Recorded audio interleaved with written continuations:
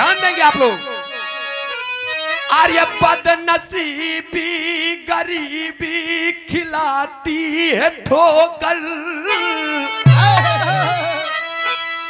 नौकर बनाती अमीरों की हस्ती।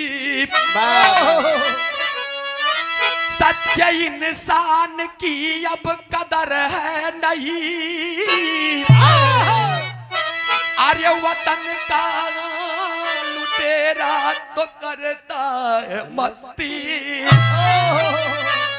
नवाबों के दुनिया में हर जुर्म होता, आर्य लुटती धारा पे गरीबों की बस।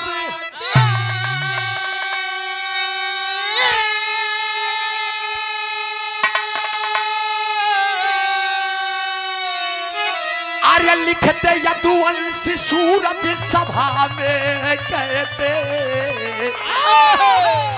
आय दर्द तब ये कलम भी सिसकती।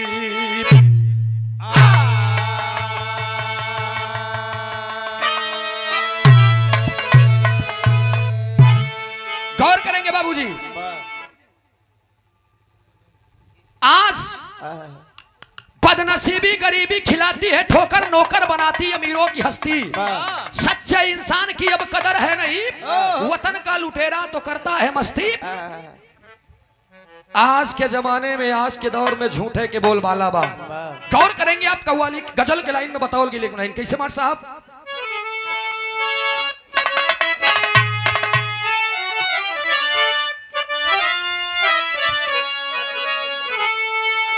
यह गीत के लाइन बा।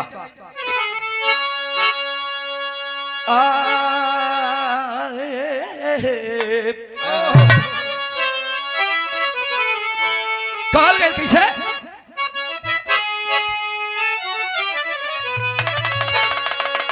अरे बजा दे तो अरे बजा दे, बजा अरे बजा दे श्याम बांसुरिया तो मजा आ जाए।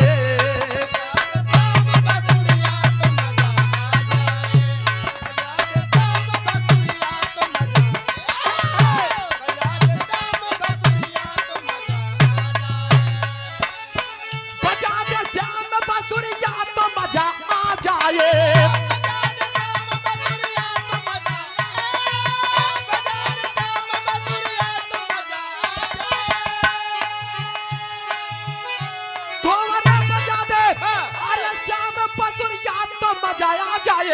हिला दे, हिला दे, हिला दे पतली कमरिया तो मजा आ जाए।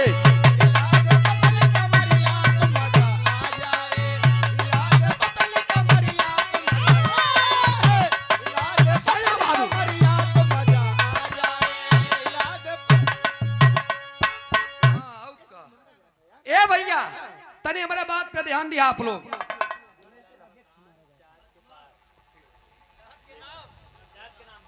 चाँद के नाम की चाँद के पार, चाँद के नाम। हाँ भाई वाह, देखा क्या बा, एक स्वर से सबई सगल पंच के नमन बा। ए भैया तनी हमारे बात पे ध्यान दिया आप लोग। हमार कहानी कैसन बा, कहवा के बा, के कर बा, इन नजम के भौने से पता चली। अब हमारे साथ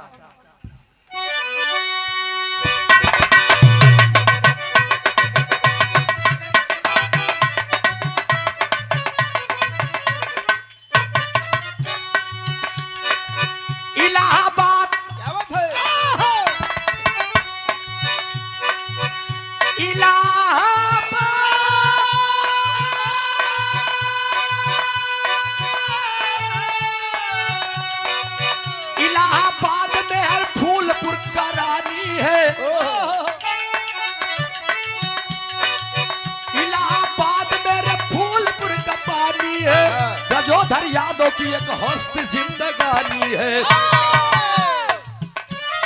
इलाहाबाद प्रयागराज में फूलपुर बा, आप लोग जाना थोबा, गया ना फूलपुरी ही कहानी बतावत थी हम। गजोधर यादव नाम बा, बेटवा दुही को बाटे। क्या बात है? अच्छा ये भुल्लू यादव चांद के नाम पे। वाह वाह वाह।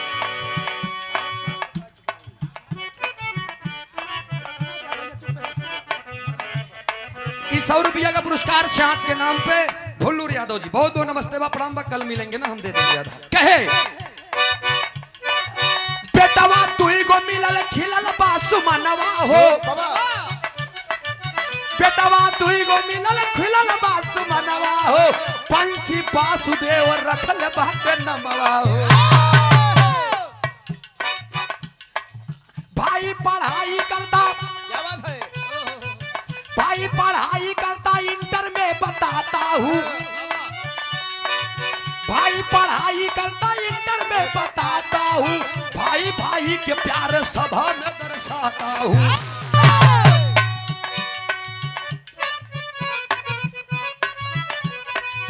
कुछ दिन बाद वासुदेव फौजी बनता है,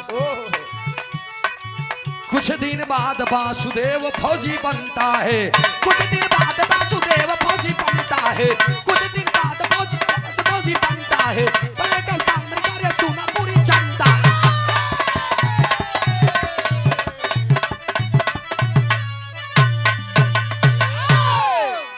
यार हम बिरहावा अपना पैसा पावत है केवल चाँद के नाम पे। Sujeet light and sound company ये चाँद के नाम पे पैसा देता, बिरहावा बंद कर दे, चाँद चाँद रटी का यार क्यों ही नहीं कहा तोहार बिरहा निकबा नटई तभौ फारे करे जा तभौ चीरे बहिनो चीर दे, क्यों नहीं कहा बिरहा निक लागत बा, बस केवल चाँद के नाम अच्छा लागत बा, फ्री में देता क्या यार हमसे रही। अच्छा एक बात कही आप लोगों के बीच में रुचि मनई के जानवर कहा है बहन तो बड़ा तेज बमक जाते और शेर कही था मच्छा पाई जाती, शेर का मनई है कहा वो जानवर क्यों जानवर कहा है भाई जाती गधा तो उनके कही नहीं कहा जोड़ मिलाओ बहुत तेज आ भैया। हाँ चाँद कही था तो मुस्कुराई जाबा ए भैया तने हमारे बिरहा पे ध्यान दा।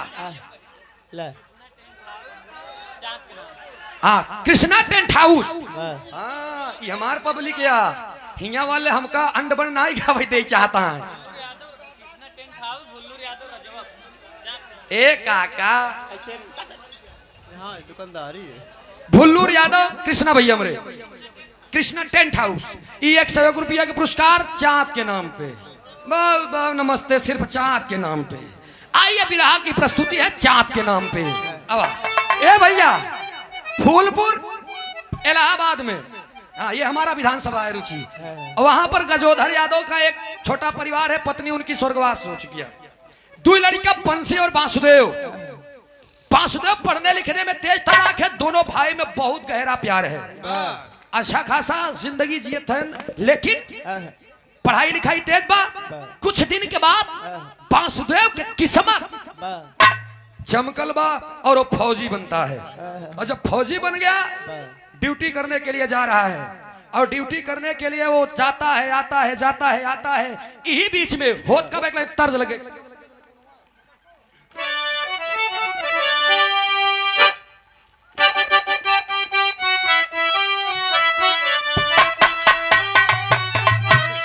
यह तरफ की लाइन बा आर्य पियावा मिला ला ला ला मुनावा देखै के सपनावा ये जाना दी।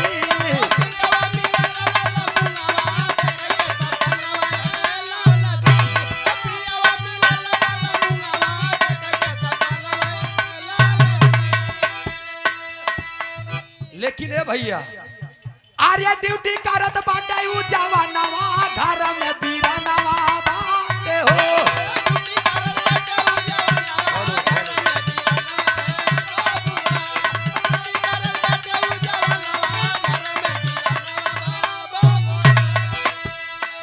ड्यूटी करने के लिए चला जाता है भाई, अपने भाई के प्रति इतना प्यार है। 2 साल हुआ है, 2 साल के बाद लोगों के बीच में जब ये शोहरत हुआ कि वासुदेव फौजी जवान हो गया, उसकी शादी करवानी है। लोगों ने देख करके इधर उधर करके सुनीता नाम की एक लड़की से उसकी शादी करवा दी है। और जब शादी करवा दे तो होत का बांतरे में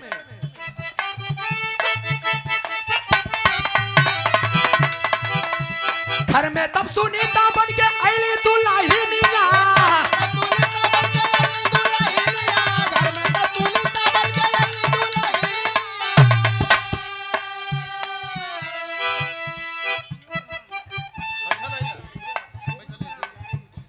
पिराई ड्राइवर कुल्लू प्रधान जी। अच्छा 51 रुपया का पुरस्कार। नमस्ते बा प्रणाम बा। देखा ये ना केल्ले भी रहा खुश हो के देन। बहुत बहुत नमस्ते बा। माई भगवती करे हमेशा हरा नवै धई धई धाबा। हाँ बारे भोजपुरी दुनिया वाले इनके ही नहीं समझ में आवत। अच्छा लिखाई बरे तो लिख दे मुंह बनाए के बेनी भैया। हाल का कहीं पियावा के बिना चलुए सोचा पहले बिना चलुए इंजन चापता। अरे वाह चालू रहबो न करिए चपता वहाँ है। हरा नवा धाई धाई चापाता। हरिलाल प्रधान फिर चाँद के नाम पे। हरिलाल प्रधान जी फिर चाँद के नाम पे 300 दे चुका है ना। हाँ 300 तो देना 1000 पहुंचे ताली बजवाई। हाँ 101 रुपया का पुरस्कार चाँद के नाम पे। बहुत बहुत नमस्ते बा प्रणाम भैया भैया। अब देखा गाय हैं कि हाल का कहीं पियवा के बिना चलुए इंजन चापता। मतलब अब हमें लगाई दे तर्ज में गाय के नहीं हम समझावत है बिरहा पे तनिको इधर उधर न करा। और नया नया ड्राइवर हरा नवा धाई धाई चापाता दाबता हरनवे धई धई। अब सोचा ड्राइवर आए नवा नवा ओकर स्टीयरिंग संभारे चाहिए कि हारन पे ध्यान देबा। स्टीयरिंग में संभारबा त कद्दू होई पुबा क्या ड्राइवर बस ऐसा दबता ही रहा। फिर गाड़ी खड़ी रही तब हारन देई बांधा सुखिया रहा साला। हां तू ही ठीक आया तक साइकिल ना चला पोते ठीक से। क्या यार ए भैया इधर सुनीता नाम के दुल्हन आबे होत का बिरहा पियावा अंतरे में कैसे जल्दी खराब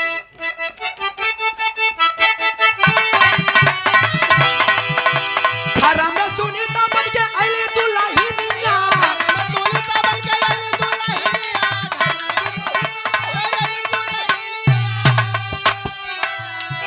चाल चटा गिली मत जैसा बंगालिनिया।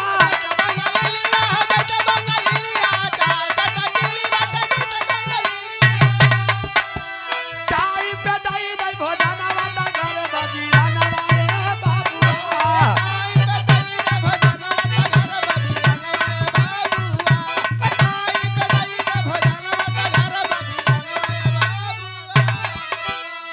तनी बात के समझला। सुनीता नाम की दुल्हन से शादी भई और जब शादी होई के घरे में दुल्हन आई गे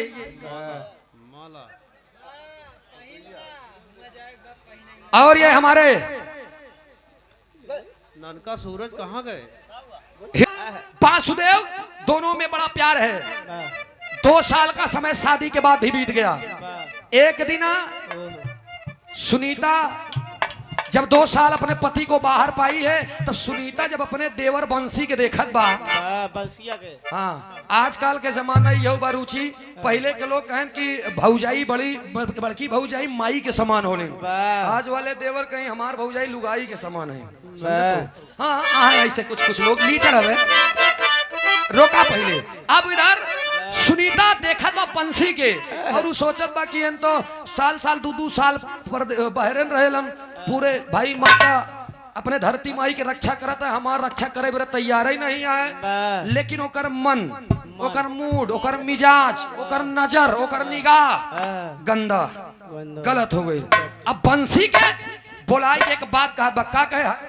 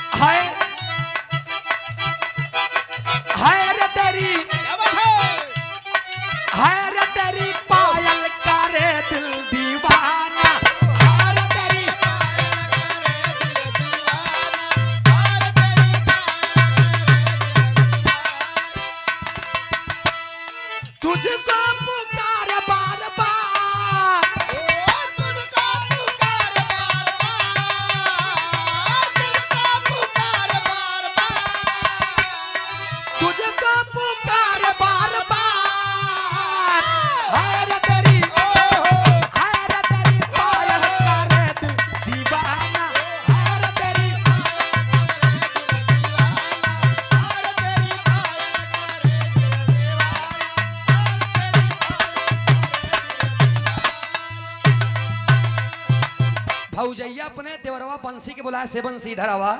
बंसी आया कहन हाँ भाभी का बा कहन तू चला जाता बाजार तनी से सामान ले आवा।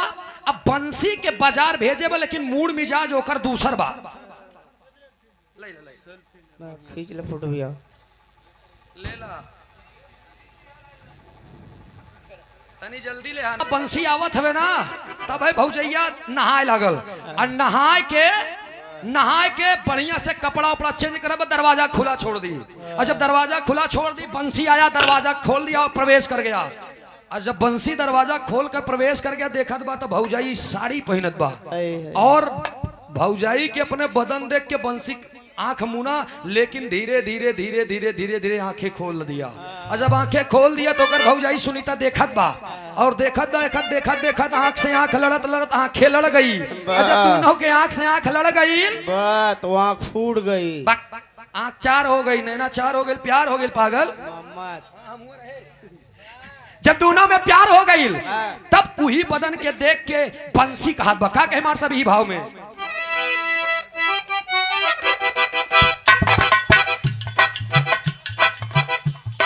है रे मेरी भाभी है फूलों की रानी।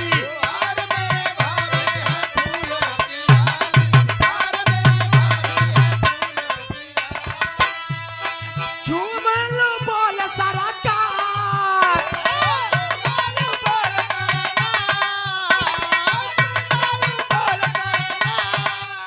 आये तुझ पे हुआ मैं कुर्बान। हर मेरी भाभी है फूलों की रानी।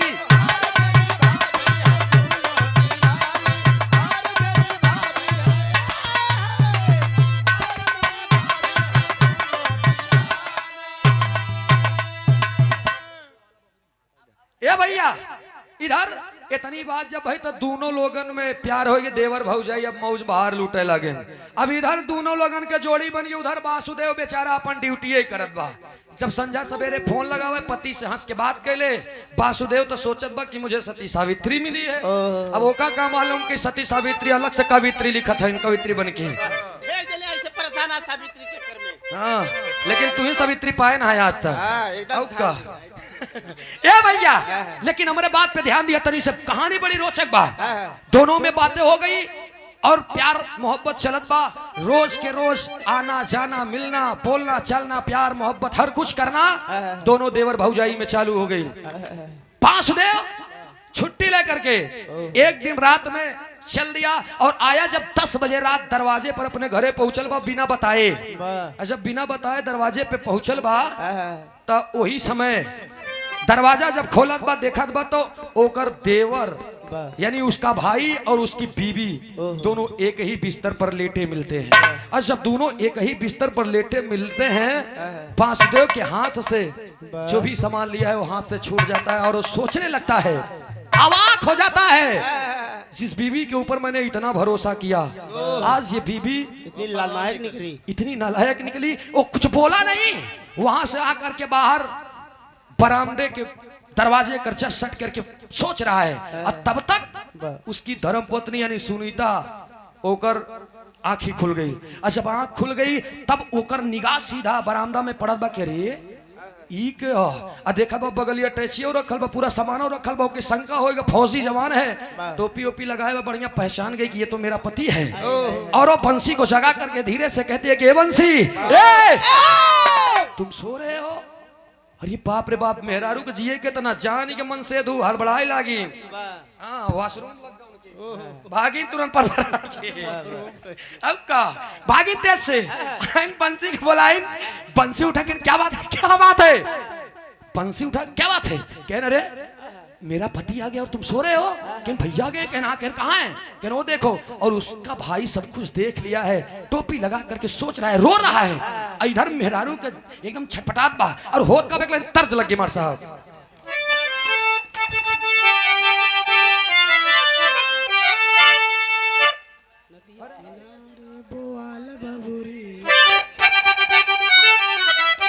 हाय हाय हाय ये दर्द के लाइन बा। आजकल के गवैये का गौबई नहीं करते ये हमरे आजा बाबा दादा काका वाली लाइन रुचि देखा कि फिर एक दर्ज गावत है ठीक ठाक कैसे आय हाय हाय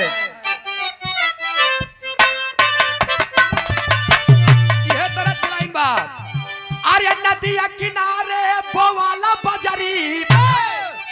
केहू नहीं गावते का ये हमारे काका रे ए अरे नदिया किनारे बवाला बजरी भौजी लड़का खेला वहीं डोला वहीं अंगूरी ओका जल्दी रहा था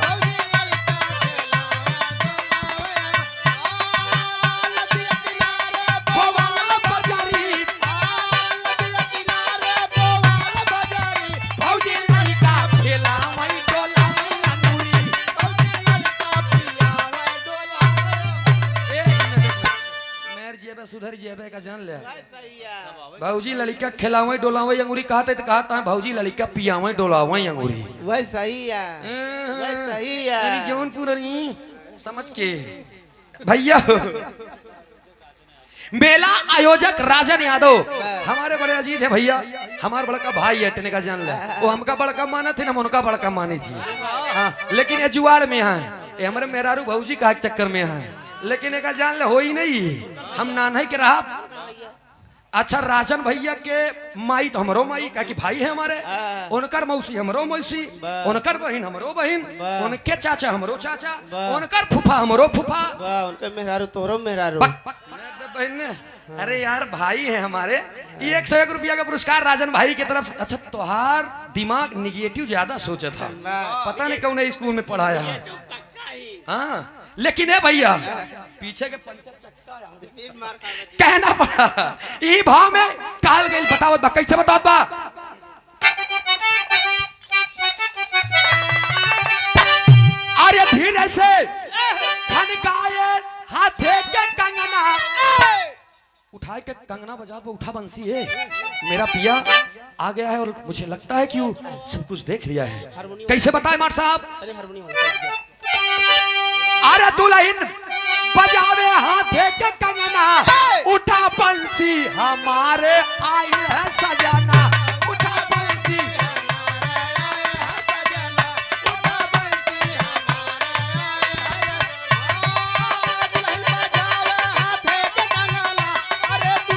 हाथे के कंगना उठा देवरू हमारे आई है सजना उठा बंसी उठा अच्छा बंसी उठा बता कहत का है अंतरे में सोचे और समझे हेराई गई मतिया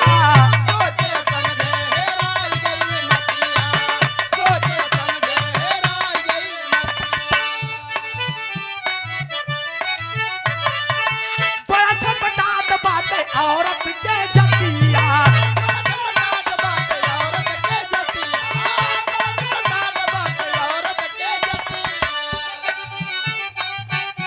बाबा बताए ए बंसी लागत बजाई दे हमारा बजाना मरी है बहुत देखिए यहाँ तो मरी है बहुत मेरा रात बा और बंसी से बताओ बा लागत बजाई दे हमारा बजाना उठा देवरू हमारे आए हैं सजना उठा देवरू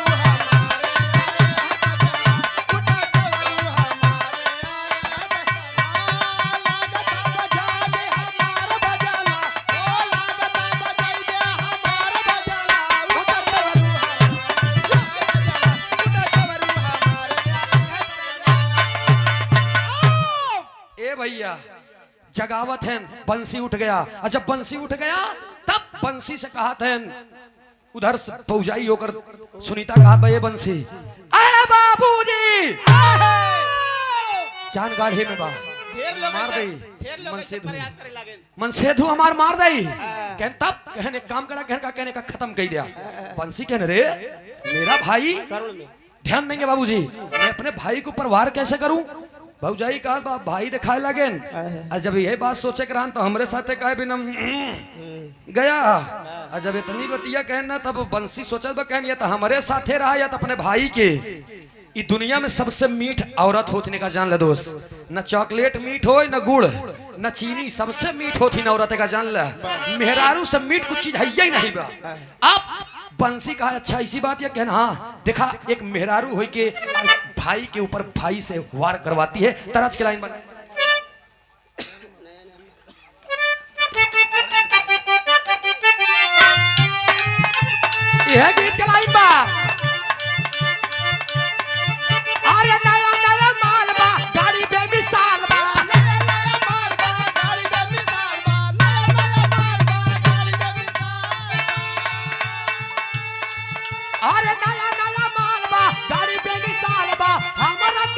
तारा पावना मोरी रानी तन मारुति में आवाना मोरी रानी तन मारुति में आवाना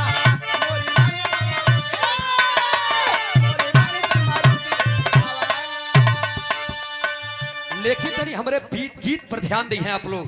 भौजाई कहा अपने देवर से का कहे बोले भौजाई तब देवर के फसाई के भौजाई तब देवर के फसाई के बोले भौजाई तब देवर के फसाई के ए बंसी बोले भौजाई तब देवर के फसाई के मनवा ना हमर बहकावना कुल्हरिया उठावाना छला राजा तक कुल्हरिया उठावाना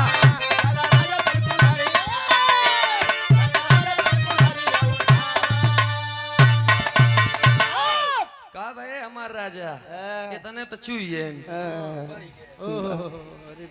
इतने पे तो अरे बाप रे बाप कोई दिक्कत नहीं रुका तनी और रात हो जाए 12 बज गया दोनों में विचार करते हुए रो रहा है वासुदेव। अभी कुछ लोग जाग रहे हैं। कुल्हरी ले लेस अब कुल्हरी ले के जात बा पीछे से बंसी तान करके कुल्हाड़ी और बांसदेव के सीधा सिर पे वार कर दिया।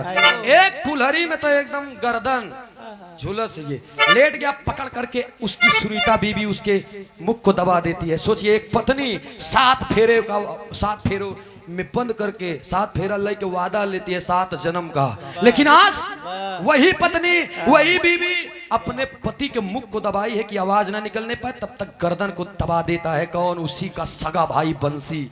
और जब दबा दिया वासुदेव कह रहा है अरे भाई ये मेरा भाई, अरे मुझे छोड़ दे मेरे लाल, मैं चला जाऊंगा इस घर को छोड़ करके। अगर तुम दोनों आपस में खुशी हो तुम मुझसे कोई लेना देना नहीं, मैं आया कब का हूं, मैं देख सब कुछ रहा हूं, लेकिन मैं चाहता तो तुम दोनों को मार देता, लेकिन मेरे पगले मैंने ऐसा नहीं सोचा। मैं कब से बैठ करके यही सोच रहा हूं कि अगर मेरी बीबी और मेरा भाई ये दोनों आपस में खुश हैं संतुष्ट हैं तो मैं पर सारा माया का जंजाल छोड़ करके इस दुनिया से, आप लोगों की दुनिया से, आपके घर से सब कुछ छोड़ करके मैं बहुत दूर चला जाऊंगा। पागल मुझे छोड़ दे मेरे भाई, मुझे छोड़ दे।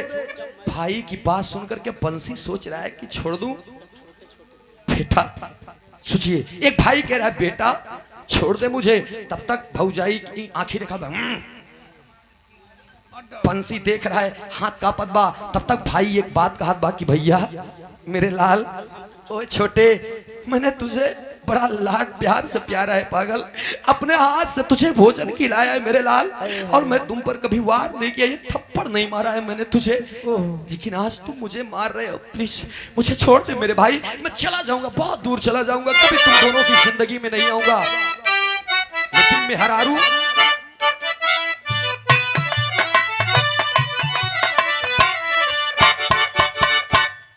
हरी के जात बात पूरा डाइया हो, हरी के जात बात पूरा डाइया हो, गर्दन के दीवाल सदा बाई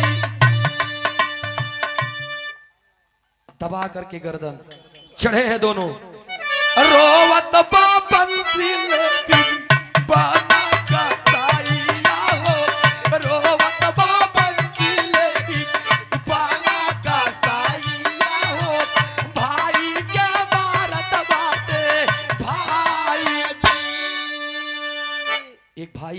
एक भाई को मार रहा है, दिल कठोर करके पत्थर करके भाई के ऊपर वार करता है, और वार करते करते करते करते मार दिया। वासुदेव इस दुनिया को छोड़ दिया, और जब वासुदेव छोड़ दिया इस दुनिया को तो पकड़ करके दोनों लोग अंदर ले जाते हैं, खुदाई करके लाश को उसी बरामदे में घर के अंदर खुदाई करके वहीं पर लगा देते हैं। किसी को कुछ पता नहीं चलता, कुछ नहीं पता चलता है, इधर लाश ठिकाने होगी। लेकिन सोचिए सुने वाले मित्र, किसी को कुछ नहीं पता। सुभाष चंद्र पटेल जी इसी धरती से, अच्छा इस भाव पर प्रसन्न होकर 100 रुपया का पुरस्कार नमस्ते बा प्रणाम बा आशीर्वाद की चाबा। और ये लुल्लू यादव दिसुआ खुर्द मुंबई से भेजे हैं, ऑनलाइन भेजे हैं, आइए 200 रुपया का पुरस्कार नमस्ते प्रणाम बा आशीर्वाद की चाबा। और ये रोहित यादव जी हमारे जीजा जी, हाँ ये 500 रुपया का पुरस्कार। बहुत बहुत नमस्ते बा, प्रणाम बा, आशीर्वाद की चाबा। वाह वाह ए भैया वाह इधर काल गई भाई ले जा करके खुदाई करके अब ठिकाने लगा दिया। लास्ट समय बीतत गई, 2 महीना 3 महीना 4 महीना 5 महीना बीत गई। पूरे गांव वालों को यह पता है कि वासुदेव ड्यूटी पे है। इधर बंसी जवान है, लोग आ रहे हैं। शादी के डेट रखे बड़े की बंसी शादी कर ले रे पगले। बंसी जब शादी बड़े कहे तब भौजाई का ना शादी करबा तो आग लगाए देव दुनिया में तोरे का जान लिया। भौजाई के डेर के मारा देवर बिया है न करे। और ये हरिलाल यादव प्रधान ग्राम पंचायत ताजुद्दीनपुर विकास खंड मछली शहर जनपद जौनपुर। हाँ बहुत समाया का पुरस्कार। नमस्ते बा, प्रणाम बा, आशीर्वाद की चाबा। 100 से सबई सकल पंच के नमन बा। आप देखा इधर बातें आगे बढ़ती गई। 2 साल बीत गए, चारों तरफ चर्चा हल्ला हो गया कि अरे अरे अरे अरे वासुदेव नहीं आ रहा है। बंसी की शादी हो जब जब लागत बा एक भौजाई बिगाड़ देत बा। बंसी लाश के मारा, शर्म के मारा, हया के मारा कहीं पर शादी मान भी लेता है तो उसकी भाभी जाकर के कहती है अपने बिटिया के भेजे तो ठीक न हुई। कुछ बातें पढ़ती गई। जब लोगों में ये शोहरत हुआ या चर्चा हुआ तब भौजाई अपने देवर से कहा बस सुना कहन दाग मिटावे बरे हम बिया है तो इजाजत देत ही बिया कैल। लेकिन एक दिन आया न कल मुही लगे जाया जी भुजे नहीं लगी। अब वो कह ठीक बा कोनो बात नहीं। टेरी के लाइन में कहल गई मार साहब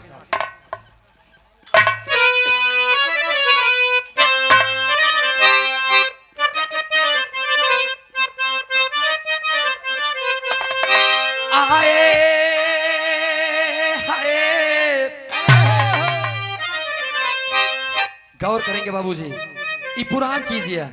पुरान चीज में बड़ा दम होत बेनी भैया।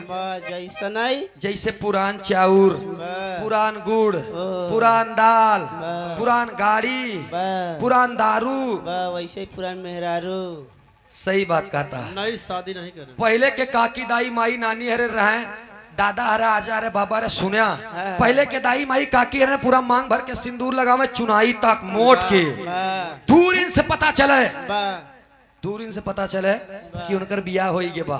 तब के आजा बाबा दादा हरे 100 150 साल जीता रहे। तब 10 12 लड़कियां पैदा कर रहे हैं। हाँ तो चना बेर रही रोटी रही बच्चा। तू तो ए भैया इधर पहले के काकी दाई माई हरन पूरा मांग भर के सिंदूर लगावे बेनी भैया। तब काका बाबा रे 100 150 साल जिए और आज वाली बिटीनी देखला ऐसे उठा तनिक टीक लेती हैं। जौने जल्दी मर गया दूसर बियाह करी। और तोहार वाली कितना लगावा था?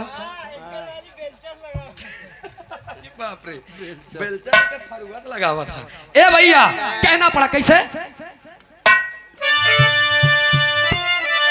आए हाय गिरी गई सपनों की महल अटारी गिर गई।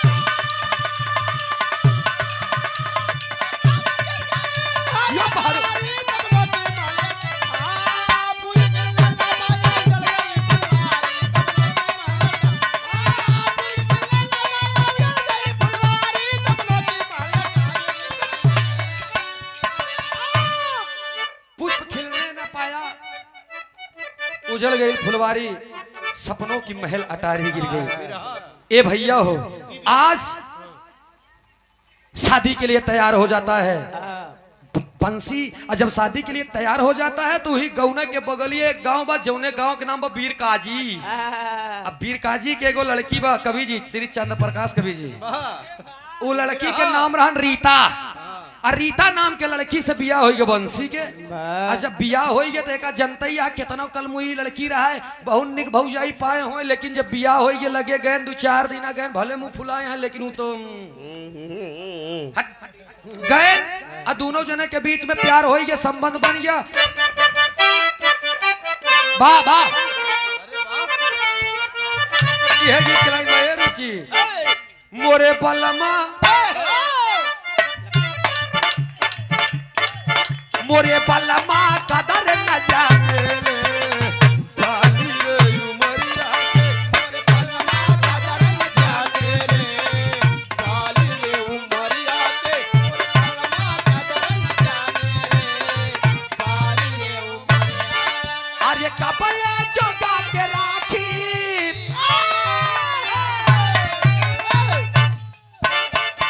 अरे कपड़े जोगा के राखी सरिया के बलमा मोरे राजा मोरे दुल्हा कदर न जाने साली रे उमरिया के मोरे दुल्हा कदर न जाने साली रे उमरिया के मोरे दुल्हा कदर न जाने साली रे उमरिया। ई हरिलाल प्रधान जी ई गाना पे खुश है के चांद वाले गाना कहा था मौके मौके पर अच्छी गीत लगावता है। हम नवा लड़का यही जानत है ना कहाँ निकला गी वैसे पैसा देवे ना वीर रस गाय चाप के तब नवा क्यों जाने नहीं उठत रहा। हम सोचत रहे निकल नहीं लागत बका, लेकिन अब जान के भाई झूठ जो अब झूठ नहीं के बोल वाला भाई का जान जे कही देश की अरे यार प्रधान बनवा तो होगा हम 4-6 कॉलोनी दे दे एक खिनिस ज्यादा पास ना हो, लेकिन वैसे बोल दे लल्लन जानत न हम प्रधान जी नहीं कहते हैं और बात की बताओ थे लल्लन प्रधान हरंग बताओ थे ढकेलू हरंग बताओ थे घचाकू हरंग के। अच्छा हरिलाल जी मिला रहे जो ना अच्छा 4-5 वर्षे से प्रधान आए यार, लेकिन सवाई की नोट नहीं करत ये है। खैर खैर खैर कौनो बात नहीं लगातार निकाला था ये बड़ी बात यह है। हाँ बैठक 4 छतैया और दे देवा पूरा हो जाए। बहुत बहुत नमस्ते प्रणाम आशीर्वाद की चावल, लेकिन इधर ध्यान दिया अरे शादी हाँ शादी कई के बंसी का लाहिर का दुल्हनिया के शादी कई के बंसी का लाहिर का दुल्हनिया के अरे शादी कई के बंसी का लाहिर का दुल्हनिया रोशनी देख के पूजा अरे रोशनी देख के पूजा लागल किरनिया के शादी शादी अरे शादी कई के बंसी तब लाहिल बा दुल्हनिया के शादी कई के बंसी तब लाहिल बा दुल्हनिया के शादी कई के बंसी तब लाहिल बा दुल्हनिया। ए भैया 6 महीना बीता शादी का डेट फिक्स हुआ, शादी हुई है रीता यादव नाम की लड़की से। बंसी की शादी होगी, बंसी लेके आए दुल्हन रात रहा भाई बहन लगे 4-6-10 दिन और रहे के बाद अब भौजाई जब देखा तो आंखें निलोरा इधर आओ इधर अब देवरवा जा चला आओ। अच्छा जब देखा तो चलाओ, लेकिन भौजैया कब देखी जब रात की उलट जाती है भौजाई उलट जाती है तो देवर उठ के चुप्पे से अपने मेहरारू लगे आवत बा भाई नई शादी भई बा का सकन हो, लेकिन 2-4 दिन के बाद में ओकरे मेहरारू के शक होई है। अच्छा मेहरारू के शक होई है ना तो मेहरारू समझावत बा का कहे कहा बा समझावत बा अपने भौजाई के पकड़ के की ए दीदी आप ये जो कर रही हैं अच्छा नहीं कर रही हैं। तरस की लाइन बा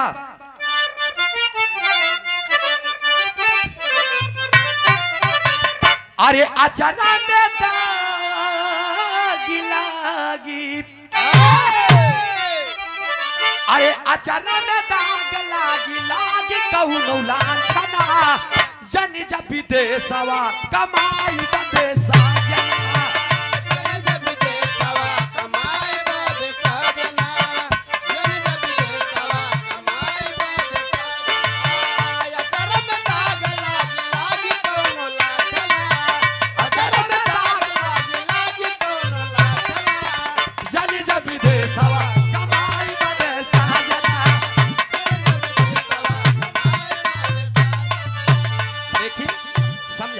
तो भौजैया ना मानत बा। अब बंसी से जाए के एक बात कहे, अरे घरवा के मुंह सातारी। बंसी की धर्म पत्नी रीता कह रही है, घरवा के मुंह सातारी, घरवई के मोरनी, घरवई के चोरनी, घरवा के मुंह सातारी, घरवई के चोरनी, हमरा के बाबूनी कहेली कुल बोरनी, हमरा के बाबूनी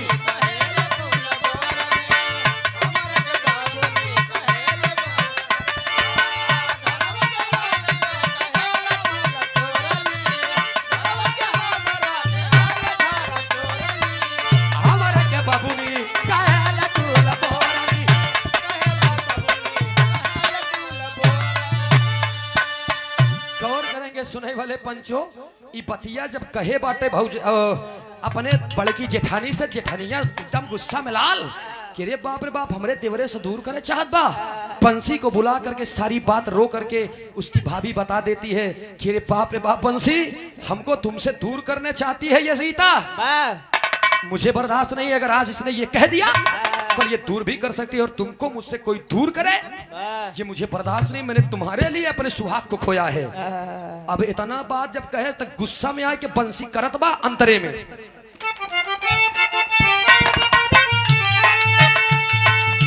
मारा बस बंसी है मारा देख लाठी उठाई,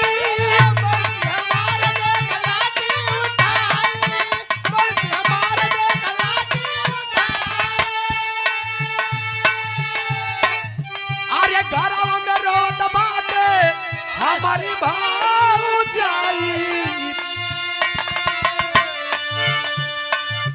झूठ ज्ञान लगा रे कारत बाटे सोरदी।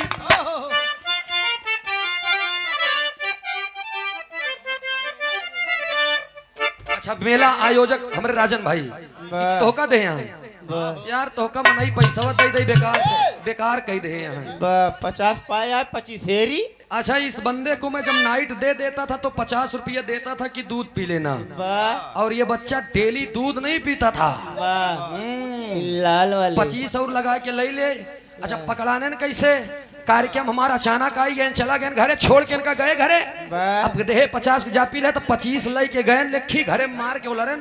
तब तक आधा घंटा बाद हमारे लगे फोन आई गया, अब प्रधान जी कहन भैया कहन हमके कहा कहन हमारे यहाँ आवे का 1 घंटा आवा गाय दे। हमके चलो ठीक बा।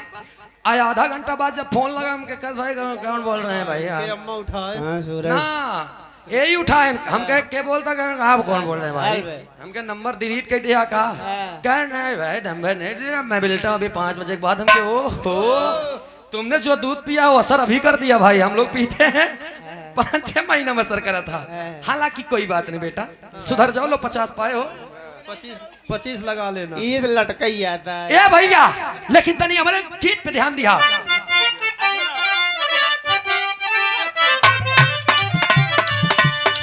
झूठाई के हल्ला करे भारत बाटे सोनानी, हमारा के बाबूनी कहेले कुला बोरानी, हमारा के बाबूनी कहेले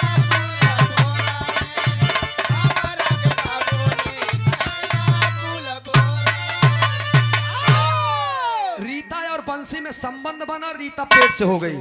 और जब रीता पेट से हो गई 2 महीना 3 महीना 4 महीना के बाद जब मतलब मन पंचाय लागी, मिली उमली खाए के मन कहाई लाग, खंटा और खट्टा, हाँ खट्टा खाए के मन कहाई लग नहीं भैया। अब इमली उमली मंगा के दर्जन बदे सिंह जी खोने दीजिए। अच्छा भैया, अच्छा इमली उमली ले खाए लगता बोका शंका होएगा सुनीतवा के, अरे मोरी माई कहा मोरा करे जवा धोखा कमाने ए मोर देवरू। बंसी के लगे बोला कि नहीं आओ कहन कहन 1 मिनट कहन हम जौन कह रहे तू ओका कह दे कहन का कहन हम तो का कह रहे ना, डाइन के लगे ना जाए कहन हम का जानी, कहन तू नहीं जानते। देखा बंसी झूठ बोलत बा, कहन तू नहीं जानता, कहन ना हम कतई नहीं जानी।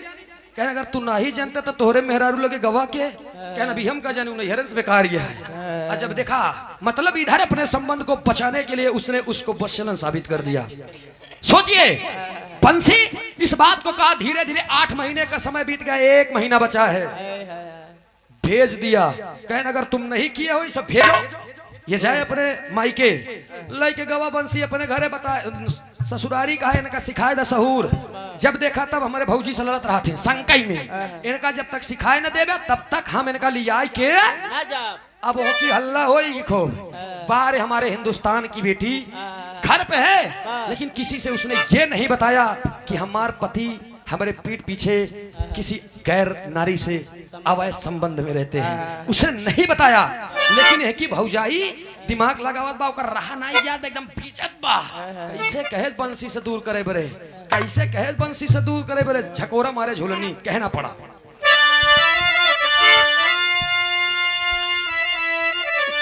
आए हाय इलाहाबाद के लाइन, अरे राम झकोरा मारे झूलनी। दुनिया के गवैया गाय दे हो एकर नहीं जाने, लेकिन एकर जर कहाँ बा, इलाहाबाद में। इलाहाबाद की खाटी है बेनी भैया। अरे झकोरा मारे झूलनी, साड़ी लहराई हो, झकोरा मारे झूलनी। एक झूसी नरेश बाबू राम आधार जी गायन, हमारे उस्ताद मरहूम हैदर अली जुगनू जी गायन दोस्त, ननद भौजाई के झगड़ा में हमार मुड़ी कटली, मोर बूढ़ा माई हमार मुड़ी कटली। एक बिरहा और गायन अकबर बीरबल के झगड़ा, नथुनी पे लोभी गईले थानेदार हो, नथुनी पे। एक बिरहा और गायन क्या रताउं दिया जीजा, खुसुरी का वपर था गसार बरधा, अरे घुसुरी का वपर था सरी आई मझारी, घुसुरी का वपर था। फिर एक बिरहा गायन सती अनसुईया, गजब की हूँ बहिनी, गजब की हूँ बहिनी, चीनी ना भातार हो, गजब की हूँ बहिनी। एक बिरहा हम और गा रहे 7 साल पहले, एक लोग एक गाना गा रहे हम, पहले कौसाम्बी वाला बताओ भाई। अरे वो तहास रस के बिरहा लिखे वो मैं जानता लड़की वह तनी पागल रही, ऐसा दूसरे से फंस गिरी वो में आवे वाली आए रही, कहाँ जानता इन आए रही संगम नदी में स्नान करे, 5000 रुपया लाइक पंडित जी से कहा भाई पंडित जी, ए पंडित जी एक काम करा। अच्छा फिर से देखा ही राजन भैया हमारे 50 रुपया पुरस्कार हमारे ढोलक मास्टर के हरिओम भाई के भाव पर प्रसन्न होकर। अब एक टीवी हो पक्का नहीं नहीं अब टीवी हो भैया, छोड़ दियो फिर से पिए शुरू कर जाइदा जाइदा। लेकिन है भैया बिरहा पे ध्यान दे, इधर बंसी को समझाती है उसकी भाभी के, ए बंसीए मुझे ये बात थोड़ी सी भी पच नहीं रही, तब कहन जैसे तुमने मेरे पति को मौत के घाट उतारा वैसे न अपने मेहरुओं के मौत के घाट उतारा, तब हमार तोहार पटरी खाई अन्यथा नहीं। देवर का है, अरे बाप रे बाप, मैं कैसे करूंगा भौजी, भाभी मैं कैसे करूंगा। भाभी कहती ना सुनो क्या बताए भाभी, अरे काय डाई नौरात, अरे काय डाई नौरात, उठावा हथियार हो, कहत बताय नौरात,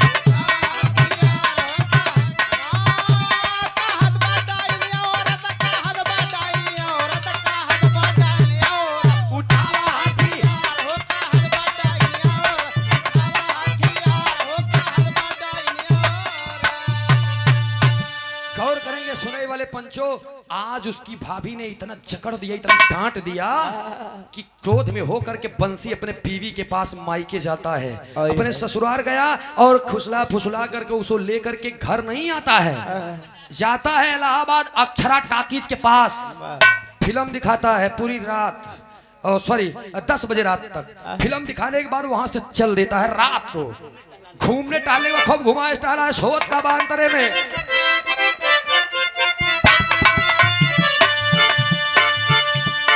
बहुत ही घुमावाई का है बाटू में हरारू,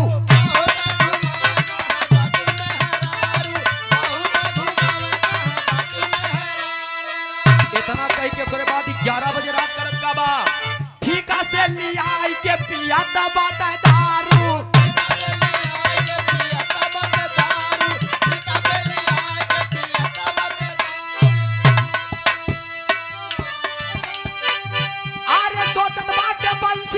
अरे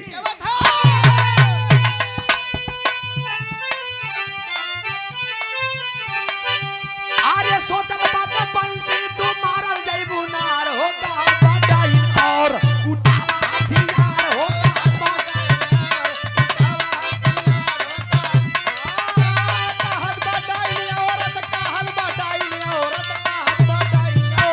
उठावा हथियार।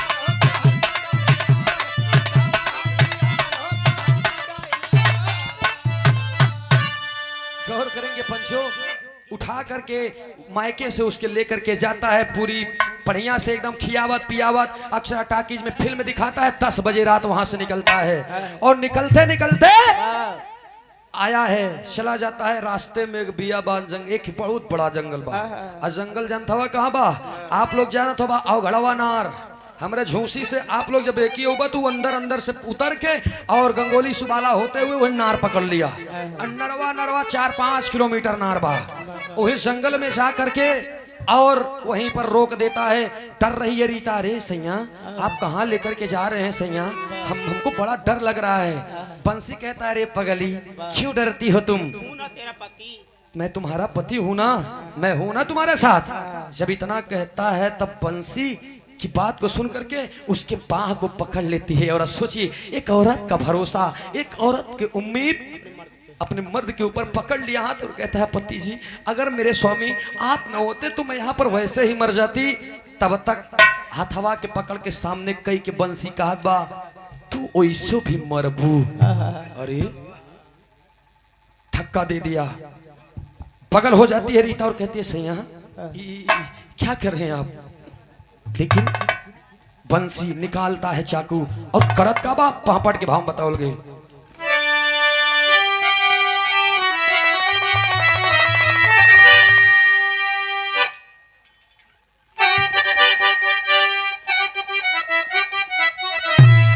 अरे कैले राजा वादा साथ निभाई हमारे सजनाओ। सैया अरे कैले राजा वादा साथ निभाई हमारे सजनाओ। अब लगे हम क्या नहीं हर पहुंचाई हमारे सजनाओ।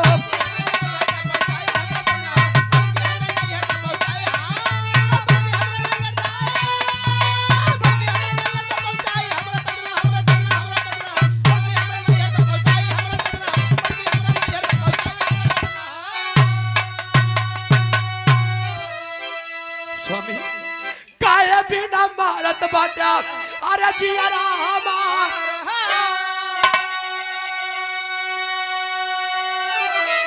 नशे में आके बंसी कैले, अरे चंदुआ सवा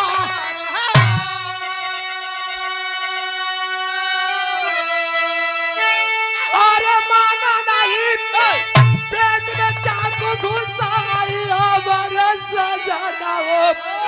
अब लगे हम नहीं अरदास पहुंचाई हमारे सजनाओ। रो रही है रीता, सैया हम क्या छोड़ दो स्वामी, मुझे मेरे माई के छोड़ दीजिए, मैं कभी नहीं आऊंगी आपके घर, लेकिन पतिदेव मेरे प्राण को बख्श दीजिए स्वामी। पिया है नशे में आकर के बंसी चाकू निकाल करके 9 महीना पूरा हो चुका है, गर्भ में बच्चा भी है, चाकू मार देता है, पेट पे गिर जाती है रीता। और रीता जब गिर जाता सिनवा पे चढ़ के पिटवा के फाड़ के वो लड़कवा के निकारत पर लड़का बाहर आता है। सोचिए रीता का पेट फट गया है, बच्चा बाहर आ गया है। और जब बच्चा बाहर आ गया तो बच्चा बाहर आते ही रो रहा है, क्या क्या की आवाज देता है, माँ की ममता रोती है और अपने बच्चे के ऊपर हाथ उठा करके कहती है, पतिदेव जी मुझे आप मार दिए कोई दिक्कत नहीं, मैं दुनिया से चली जाऊंगी स्वामी, लेकिन मेरे इस बच्चे को, इस मासूम बच्चे को बचा लीजिए स्वामी।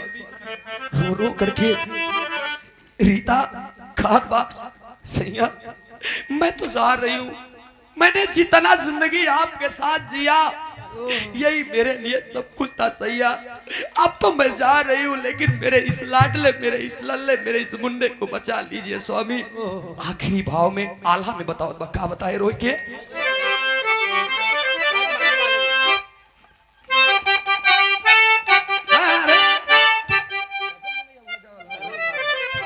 करुण भाव आवा माई के मरनवा मारब ना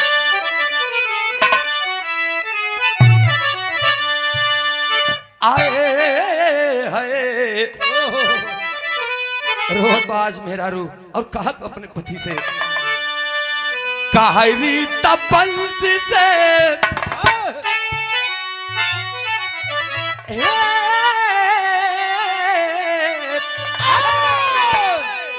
कहा रीता बंसी से सुनीला बचनिया सैया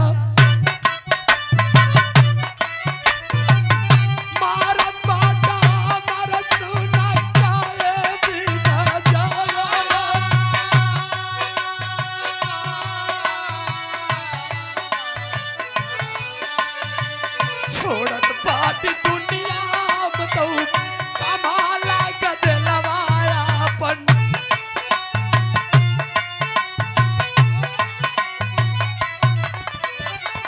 बख्श देता सैया मरे गाते लागे जा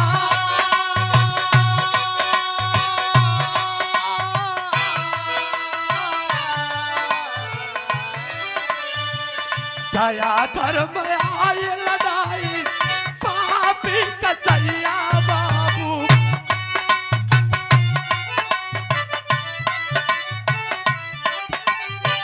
लाला नौकयू पर देखा कैले बाटवा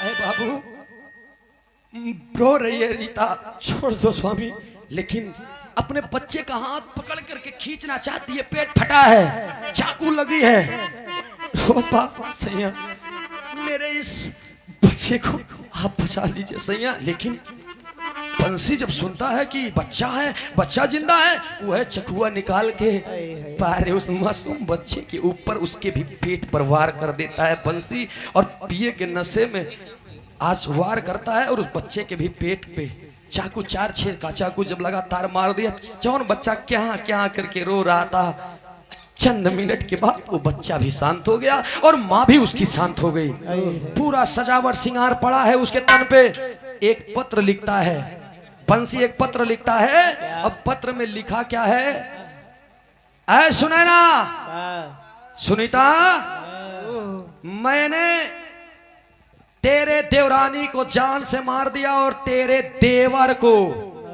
बंसी को हमने कैद कर रखा है 10 लाख रुपया लेकर के फलाने जगह पर आ जाना तभी ये छूट जाएगा अन्यथा नहीं पर मतलब वो दूसरे को दे दिया बदमाशों का करा दे दिया इतना कह के वो चला गया और सोच रहा है मैं चला जाऊंगा जा करके देखिए मौत जब नाश बनस पर छाता है पहले विवेक मर जाता है इतना कहत बा इधर छोड़ करके लाश को चला गया चौराहे पर चाय पीने के लिए मत बौराएगी पगलाई है बंसी और चाय पी रहा है अब जब चाय पिए तो 2-4 गो मने हुई चौराहे से उठ के आवत रहे और जब आए देखे वही जंगल में सुबह हुआ 5-6 बजे 7 बजे 8 बजे कुत्ते उस लाश को नोच नोच करके खा रहे हैं सोचिए एक बच्चा है उस बच्चे को भी नहीं छोड़ रहे हैं वो कुत्ते नोच रहे हैं कुछ लोगों की नजर पड़ी भीड़ लगी धीरे धीरे धीरे धीरे 100 नंबर डायल हुआ police force commissionerate SP SSP DM SDM सभी लोगों का तांता लग गया लोगों का भीड़ एकदम इकट्ठा हो गई और वहीं पर सुनीता जब इस बात को सुनत बस सुनीता दौड़ के जाती है और अपने देवरानी के पकड़ के सीना से लगा के रोवत बाकी रे बाप हमरे देवरानी हमरे बहनी के मार के बारे बदमाश बाहर कमीने बाहर कुत्ता मेरे देवरानी को मार करके और मेरे देवर को भी कैद करके लेके चले गए हैं 10 लाख रुपया मैं कहां से पाऊं तब तक पुलिस फोर्स की नजर वो लड़की के गहने पर जाती है जब गहने पे जाता तब पुलिस फोर्स कहा अगर कोई बदमाश होता तो इसे जान से मारता तो मारता लेकिन इसके गहने तो नहीं छोड़ता इसके तन पे पूरे गहने हैं शंका होगी मन में दो चार गो मनई जो नावत रन के कौन है कौन है कौन है। जब सुनीता के रोवत देखे कह रे क्यों रो रही हो के हमरे देवरानी के मार के बदमाश 10 लाख रुपया मांगे चाहत हमरे देवर के कैद करे उन्होंने के तोहार देवर उन चौराहे पे चाय पियत बा ओका के कैद करे बा। बातें खुल गई। अच्छा बातें खुल गई, पुलिस फोर्स को ये बातें पता चली, पुलिस फोर्स गाड़ी लगा दी और गाड़ी लगा के चौराहे से ही उसे उठा लिया गया। अच्छा बंसी के उठा ले लई आने एक बस जान ल दोस्त, बहुत दबदबा के गाना लगावा, दबदबा था दबदबा है दबदबा बना रहेगा। लेकिन जिस समय पुलिस फोर्स लोगों के पीछे पड़ती है ना तो भागने के लिए ये धरती कम पड़ जाती है। पकड़ ली। अच्छा पकड़ ले ना, सच्चाई उगलावे के बहुत अच्छा अच्छा सिस्टम बा उनके पास। जब लगा दे नीचे से ऊपर ना बंसी लगेन रोए, और जब लगेन रोए तो रोई रोई चिल्लाए के अपने भौजाई के बतावे लगे न रे मोर माई। यही के कारण भौजैया के अपने कहा है यही डाइन के प्यार के चक्कर में फंस के मैंने अपने पूरे परिवार को तबाह कर लिया साहब। और ये बाप रे क्या हुआ, भौजैयों के पकड़ के ले सुनितवो के वो के ले भौजाई नीचे मुड़ी करे तब देवरवा बकतई बा हमार सब हम बोलब कोनो मतलब नहीं बा। देवर ने सारी बात बंसी पूरी बात को बताया साहब। इतनी ही बातें नहीं, तब उसने कहा कि अगर तुमने रीता को मारा इसके कहने पर तो इसका पति कहाँ है, फोन लगाओ अभी है कहाँ। रो करके बताया कि 6 महीना पहले इसी डायन औरत के कहने पर मैंने अपने भाई का कत्ल कर दिया। और ये बाप रे बाप पूरा गांव अवाक कि इतना बड़ा कदम तुम एक औरत के लिए कर दिए।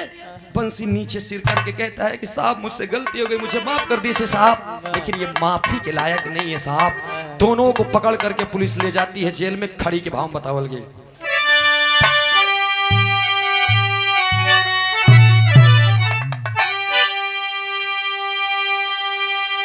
अरे बाप रे बाप होत का बाप,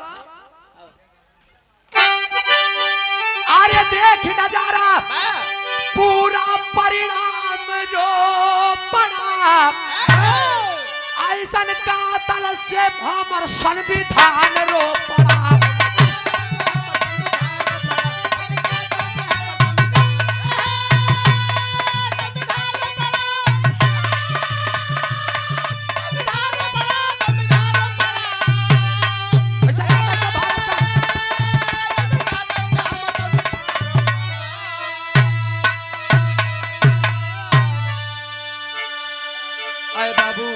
दोनों प्राणी को ले जाते हैं जेल। अब दोनों जने जेल के रोटी खाएं, इतनी हंसी खुशी जिंदगी थी, लेकिन आग लगा लिए। इश्क बहुत बेकार चीज है दोस्त। ड्रोन उड़ावे के चक्कर में मारा गया। ये ड्रोन वाला तो सिस्टम है बा। ई समार विवाह खत्म बा, देवर भौजाई जिंदगी अपना तबाह कर ली, अपने से आजीवन कारावास हो गए दोनों के। हो तबाह भुल्लू राम ढार हैदर गुरुवर राजा राम विमल कवि अमलेंदु साथे भोज रास्ते राधे श्याम। सपनों की महल अटारी ढा गई, अरे सपनों की महल अटारी,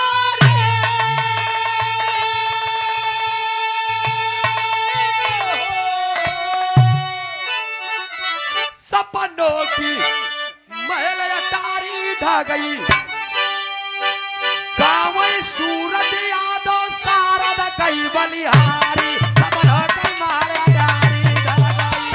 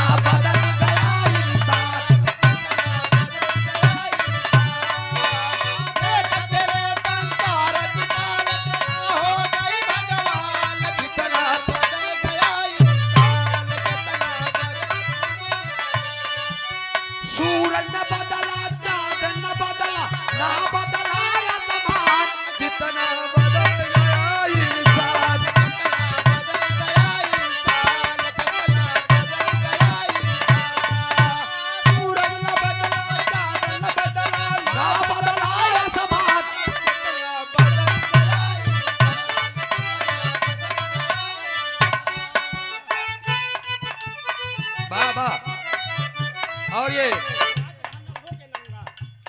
101 रुपया का पुरस्कार बोल दे तू हमारे मेला अध्यक्ष राजन भाई की तरफ से 101 रुपया का पुरस्कार। बहुत बहुत नमस्ते बा, प्रणाम बा, आशीर्वाद की चाह बा। और ये 50 रुपया का पुरस्कार ढोलक मास्टर के हमरे लत और ढेर काम हुई है यार। बहुत बहुत नमस्ते बा, आशीर्वाद की चाह बा। बोलो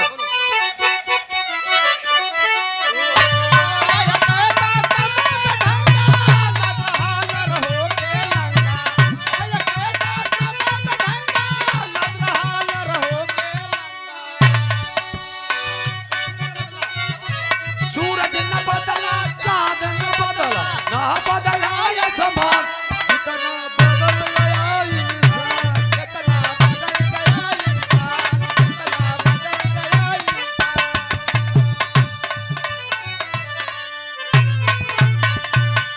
बहुत बहुत शुक्रिया, बहुत बहुत धन्यवाद। अब आप लोग रुचि